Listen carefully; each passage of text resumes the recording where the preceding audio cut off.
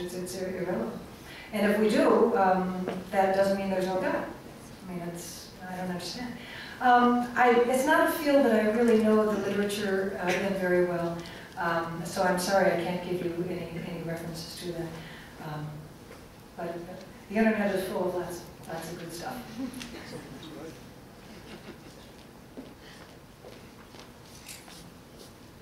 One very large religious movement, and especially in this country, that you didn't mention, I'm curious to know what the opinion of the Mormon Church is on evolution. I specifically ask this because the geology department at Brigham Young University is renowned for its excellent mainstream old earth research on Great Basin geology. They're probably the expert on Great Basin geology. So what do the Mormons think of all this? And Brigham Young also has some really hot no ego devo guys too, if I remember correctly. No, yeah. If you go to Brigham Young, you will learn standard evolutionary biology and geology. The thing about Mormon theology on this is, Latter-day Saints are a hierarchical religion, and the president makes proclamations about theology. He gets revelations according to their theology. And the president has never said evolution's off the table, which means that individual Mormons are free to make up their mind, just about like everything else. There are writings about evolution, but there's never been a thou shalt not, which is good.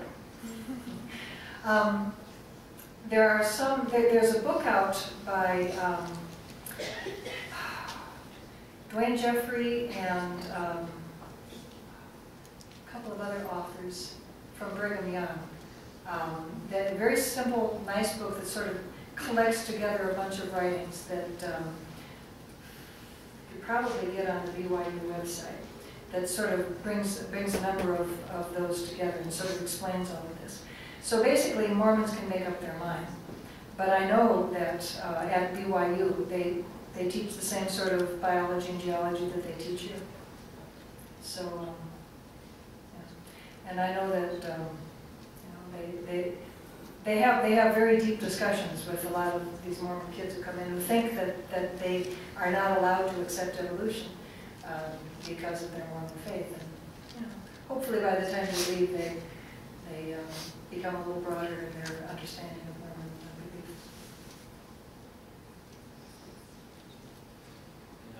In November, I was talking with another student here at CSU, and he mentioned that he didn't particularly believe in evolution because... You need to hold the mic a little closer, rock star style, so I can hear you. Right. There you go.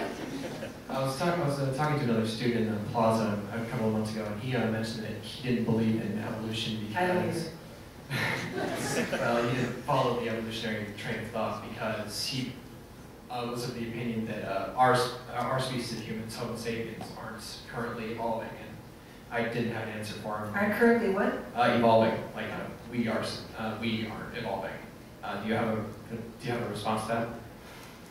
Well, to paraphrase Bill Clinton, I mean, depends on what you mean by evolve. Sure, we're evolving. We're not developing a third ear, or we're not developing more vertebrae in our spine or something like that. But we sure as heck are coping with the AIDS virus, and we're sure as heck coping with the other affronts of civilization that we're. No, I really wish that people would study evolution more. One of the things that you learn when you study evolution is that if you look at evolution, it tends to follow the pattern of a radiation and then variation on a theme. Radiation, variation on a theme. And in invertebrate evolution, we're primates, okay? There's a primate radiation back in the early part of the age of mammals, when there's radiation of these little crawly guys into the trees, and that sort of, give us grasping hands. And so that's a really useful thing, and if you're going to climb on trees. And then there's a later radiation of some of these creatures that got down on the ground. And then another radiation of ground-dwelling apes that stood up. And then there's variation on that theme. And we're a variation on ground-dwelling apes that stood up, but still had those grasping hands that we can use, that we happen to use for tools. Now, on that variation of ground-dwelling apes that stood up, the particular variation that we got was big brains and the tendency to use those big brains as our major adaptation, as opposed to some other mammals that had different adaptations using the same basic bone structure that we primates have, but a bone structure that they modified for running or flying or something else.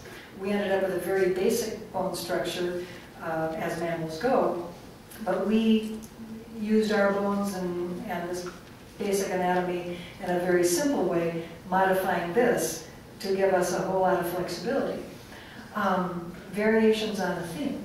I don't think we're going to change our basic anatomy very much, but that doesn't mean we're not evolving.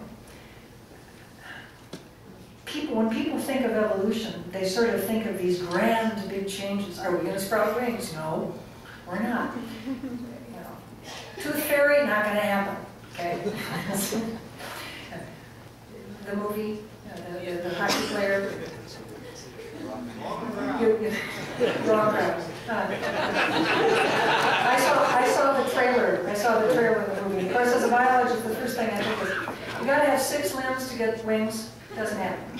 That's about me, but not as a quadruped. Not going to happen. Usually, when people say, humans aren't evolving,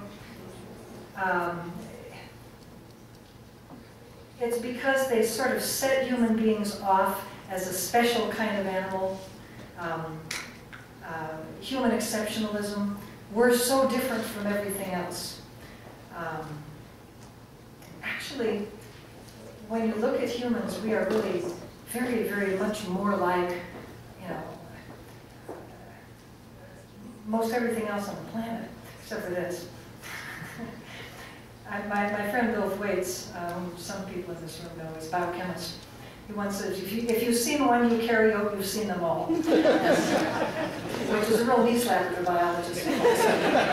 But it's really true. From a biochemist standpoint, you've seen one eukaryotes are all the creatures that have nuclei in their cells. Okay? And it's true. From a biochemist standpoint, if you've seen one eukaryote, you've seen them all. Biochemically, we're really all dead ringers. That includes plants, animals, the whole works. On the other hand, if you compare human beings to other primates, to other mammals, to other vertebrates, and so forth, you get this wonderful range of continuum of just about every character you can think of. And what's really fascinating is and everybody knows that when it comes to chemicals and when it comes to proteins and when it comes to all this other stuff, but where it really gets jaw-dropping is when you start looking at behavior.